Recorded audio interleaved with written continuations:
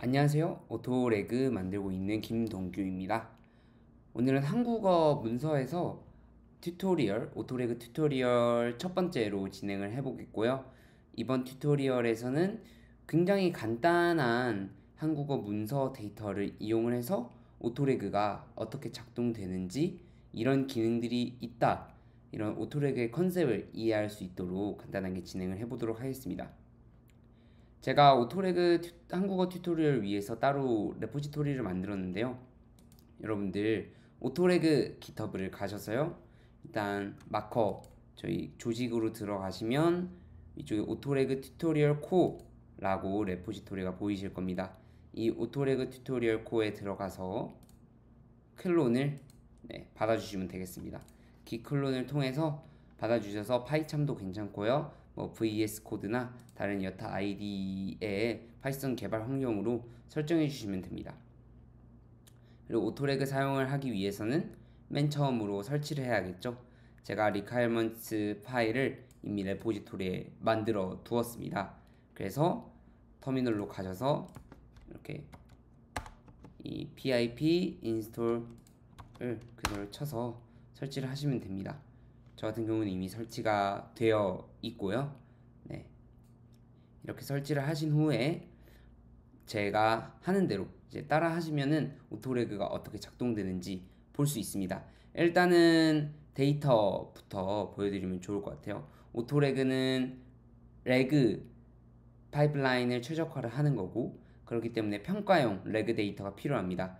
그래서 평가용 레그 데이터를 무조건 마련을 해 주셔야 오토레그를 활용이 가능하고요. 이번 튜토리얼에서는 레그 평가용 데이터 만드는 것에 대해서는 다루지 않고 다음 기회에 다루도록 하고요. 제가 미리 준비한 샘플용 데이터를 사용을 하겠습니다. 이 데이터 폴더에 들어가시면 corpus.parquet과 qa.parquet을 보실 수 있는데요. 이걸 한번 열어서 어떻게 생겼는지 한번 보도록 할게요. 모두 판다스로 로드가 되기 때문에요. 쉽게 열어볼 수 있습니다. 일단 코퍼스 파일 같은 경우에는 이런 식으로 생겼습니다. 그래서 뭐 법이라던가 커머스, 뭐 파이낸스 이런 금융 관련한 데이터들이 들어가 있는 모습을 보이고 있고요. 크게 한 64가지 정도의 문서입니다. 이거는 PDF를 OCR 이용해서 만든 문서고요. 그래서 이렇게 콘텐츠들 쭉 봐보실 수 있고요. 많진 않죠? 일부러 적게 했고요. 또 이제 QA를 열어보면 15개의 질문으로 구성을 했습니다. 그래서 질문을 보실 수 있고 실제로 어떤 응답을 하면 좋을지 이 응답들, 그리고 어떤 문서들이 관련이 있는지 이 리트리발티가 이제 아이디들이 쭉 나와 있습니다. 이렇게 샘플 데이터는 이루어져 있고요. 이렇게 QA, 즉 질문과 응답, 그리고 코퍼스 문서를 이렇게 파싱, OCR이나 다른 파서들 이용해서 파싱을 하셔서 그 파싱한 거를 corpus.parquet 파일 형태로 만들어 주셔야 오토레그 활용이 가능하다. 이 점까지 이해를 하시고 넘어가면 좋을 것 같습니다. 그 이외에 여러분들 이제 꼭 오픈AI API 키를 적어 주셔야 합니다. 지금 보시면 제가 .env 파일이 있고 .env.template 파일이 있죠. .env는 실제 제 오픈 API 키가 들어가 있고, 여기 보시면은 이 오픈 AI API 키 뒤에 여러분들의 API 키를 넣어 주셔야 정상적으로 작동됩니다. 데이터가 크지 않기 때문에 실제 구동에 들어가는 비용은 매우 적거든요. 그래서 부담 없이 실험을 해보실 수 있습니다. 그 이후에 이제 메인.점 파일을 실행을 하면은 오토레그가 구동이 되는데요. 이 구동 모습을 보여드리기 전에 이제 두 가지를 짚고 넘어가 보도록 하겠습니다. 첫 번째로는 저희 설정 파일입니다. 이 샘플이 어떻게 구성되어 있는지를 보여드릴 수 있는 건데요. 보시면은 오토레그는 이런 야물 파일을 통해서 리트리브, 뭐 리랭커, 아니면 프롬프트 이런 모든 거를 설정을 해서 이 중에 최적의 조합을 찾아낼 수 있고요. 조금 간단하게 특히 이제 코어라고 되어 있듯이 한국어 문서에 맞춤이 된 야물 파일로 제작을 해봤습니다. 그래서 리트리버를 보시면 이런 F1이란지 NDCG, MAP 이러한 메트릭들로 리트리버를 평가를 한다는 걸 보실 수 있고, 이런 메트릭에 대해서는 제가 블로그 링크 남겨 놓을 테니까 거기서 더 잘 보실 수 있을 것 같아요. 그리고 리트리버는 굉장히 많은 종류들이 있어요. 이제 BM25 꼭 이제 코키위 토크나이저를 사용을 하셔야 되고요. 그리고 일반적으로 많이 쓰시는 벡터DB를 오픈AI 인베딩이랑 같이 씁니다. 이건 코사인 시밀러리티 이용한 유저더 검색이고요. 그리고 네 가지 하이브리드 리트리버들이 있습니다. 이런 하이브리드 리트리버는 BM25 결과와 벡터DB 결과를 합쳐서 좀 더 성능을 올리기 위한 것이다 라고 보시면 되고요. 그 이후에는 이제 프롬프트를 저는 2개 정도 넣어봤습니다. 이렇게 아주 짧은 프롬프트와 이제 COT를 한국어로 말한 프롬프트 2가지를 넣어봤고, 그리고 오픈 AI LLM 사용해서 GPT 3.5 터보 모델을 사용해서 최종적인 결과를 평가를 하게 됩니다. 그래서 템페처도 여러 가지 실험을 해볼 수 있는데 저는 이 야물 파일에서는 2가지만 넣어봤습니다. 그래서 여기에 버트스코어랑 G2발 이제 사용을 추천드린다고 했는데 빠른 실행을 위해서 여러분들이 할 때는 버트스코어를 이렇게 지우셔도 괜찮습니다. 왜냐면 버트스코어가 로컬 모델이 필요하기 때문에요. 버트스코어를 지우고 돌리시면 좀 더 빠르게 결과를 보실 수 있습니다. 그리고 G2발 역시 한국어 평가에 있어서 되게 좋은 성능을 자랑하는 매트릭인데요. 이건 LLM을 사용하기 때문에 지금은 건너뛰고 실행을 해보도록 하겠습니다. 그럼 이제 야물 파일 준비가 끝났고요. 메인 파일 들어가 보시면 굉장히 간단한 코드로 되어 있습니다. 그래서 이밸류에이터에 저희가 QA 데이터, 준비했던 QA.parquet 데이터와 코퍼스.parquet 데이터, 그리고 프로젝트 디렉토리와 이제 최종적으로 config 파일은 이 튜토리얼 코 config 파일이고요. 프로젝트 디렉토리는 이렇게 벤치마크 디렉토리를 따로 만들어 두었습니다. 그럼 이제 실행을 해보도록 하겠습니다. 뭐 어려울 건 없습니다.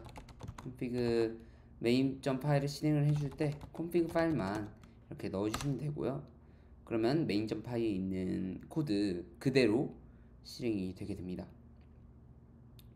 이렇게 BM25와 벡터DB를 먼저 인베딩을 하게 됩니다. 인베딩 BM25, 인베딩 벡터DB 보이시죠? 그 다음에 이제 리트리발 모듈, 이제 config에서 보셨다시피 BM25와 벡터DB 그리고 하이브리드 리트리발들을 쭉 테스트를 하게 되고요. 지금은 하이브리드까지 다 끝났고, 그 이후에는 프롬프트 2개를 비교를 하는 과정이 진행이 되고 있습니다. 프롬프트를 평가를 하기 위해서는 LLM의 답변을 한 번씩은 봐야 되기 때문에 이렇게 LLM 리퀘스트가 가고 있는 걸 보실 수 있고요. 그 외에 지금 제너레이터로도 넘어와서 오픈 AI 모델에 2개의 템퍼처를 비교하는 야물 파일로 넣었었죠. 그래서 2개의 템퍼처를 비교하고 있는 모습을 보실 수 있습니다. 그래서 벌써 2번째가 됐기 때문에 질문이 많지 않고요. 그래서 어떻게 돌아가구나 라는 거를 알 수 있을 정도로 튜토리얼을 제작을 해 두었고요. 이 데이터는 충분히 여러분들의 데이터로 변환을 하신 다음에 바로 사용을 하셔도 아마 문제없이 작동을 할 것 같습니다.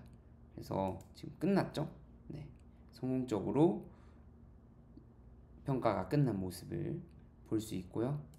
그럼 이제 확인을 해보시면 이 벤치마크 폴더에 여러 폴더들이 생긴 걸, 하위 폴더에 생긴 걸 볼 수 있습니다. 그래서 이 0번 폴더가 이제 0번째 실험을 했다라고 보시면 되고요. 0번째 실험을 하면은 이렇게 0번째 폴더가 생기고, 다른 야물 파일로 실험을 하실 거면은 이제 이 벤치마크 똑같은 폴더 안에서 실험을 하게 되면, 다른 설정으로 실험을 하게 되면 1, 2, 3, 4 이렇게 늘어나게 되고요.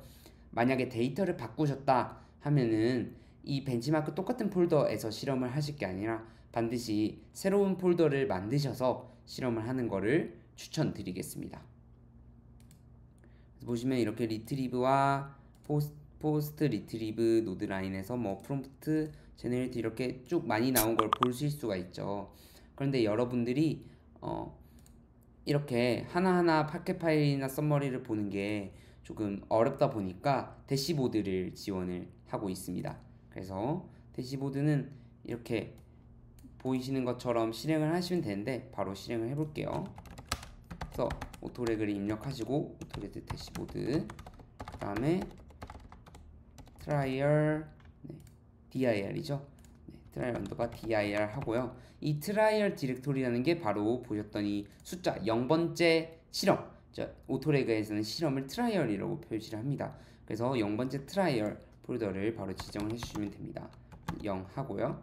실행을 해보면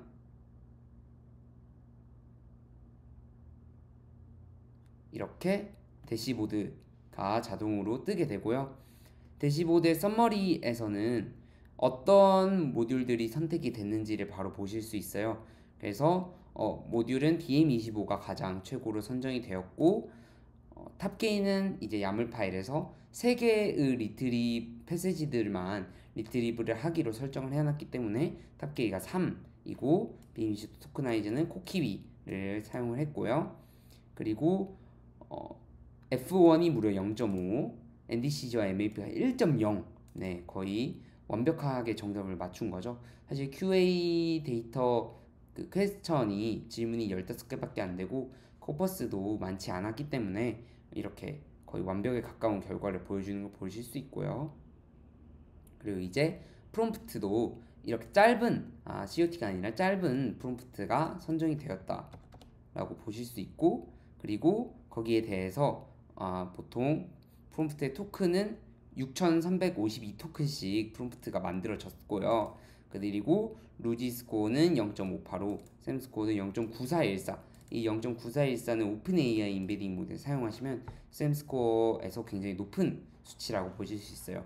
그래서 잘 생성을 했구나 보실 수 있고, 그리고 템페처는 0.1과 1.0이 있었는데 0.1이 된 걸 볼 수 있죠. 만약에 어떤 설정으로 했는지 기억이 안 나신다 하면은 여기 used YAML 파일 있습니다. 이걸 가져서 바로 YAML 파일을 보실 수 있고요. 보시면은 템페처가 이렇게 0.1과 1.0으로 두 가지를 쓴 거를 바로 보실 수 있죠. 그래서 어떤 내용이 기억이 안 나면 바로 대시보드에서 확인을 하실 수 있습니다.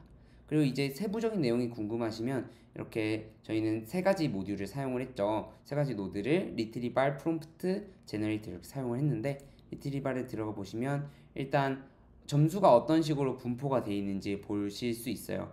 그래서 NDCG는 어떤 것들은 굉장히 떨어졌는데 굉장히 높게 이렇게 크게 2가지로 이런 식으로 분포가 되는구나.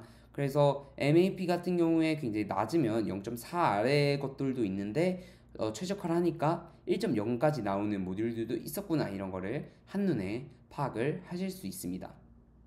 그리고 아래 보시면은 실제로 구체적인 썸머리 데이터 프레임을 모두 보실 수 있고요. 그래서 여기서 하이브리드 CC에 뭐 웨이트를 0.7에 0.3을 주었더니 결과가 NDC는 0.97, MAP는 0.966 이런 식으로 나온 걸 볼 수 있고요. 아마 벡터DB가 이제 굉장히 성능이 낮게 나와서 하이브리드도 조금씩 떨어졌지 않았나 싶고요. 벡터DB에 보시면 BM25에 비해서 훨씬 성능이 낮은 거를 보실 수 있고요. 하이브리드에서도 성능이 낮은 뭐 이런 하이브리드 CC와 같은 경우에는 이제 벡터DB의 가중치가 0.7로 BM25보다 높았더니 훨씬 성능이 떨어졌구나 라는 걸 볼 수 있습니다.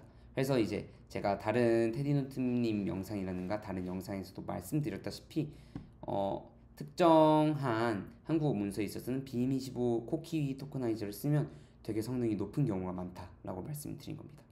그리고 만약에 어떤 식으로 실제 결과가 나는지 BM25가 어떻게 나오는지 보고 싶으시면 여기에 눈 표시가 있어요. 이걸 클릭을 해보시면 아래에 이제 어떤 컨텐츠들이 실제로 리트리브가 됐고 각각의 질문들의 행을 보실 수 있습니다. 그래서 리트리브해야 되는 콘텐츠들은 이렇게 다 보실 수 있고 뭐 아이디도 바로바로 여기서 확인이 가능합니다.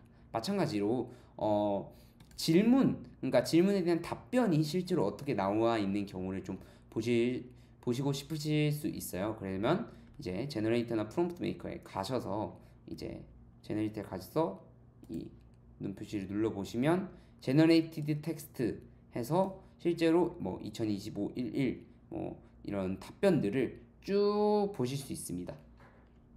그래서 이 기능을 활용을 하시면은 여러분들이 조금 실제로 어떤 결과가 나왔나 해석하시기가 매우 편할 것 같고요.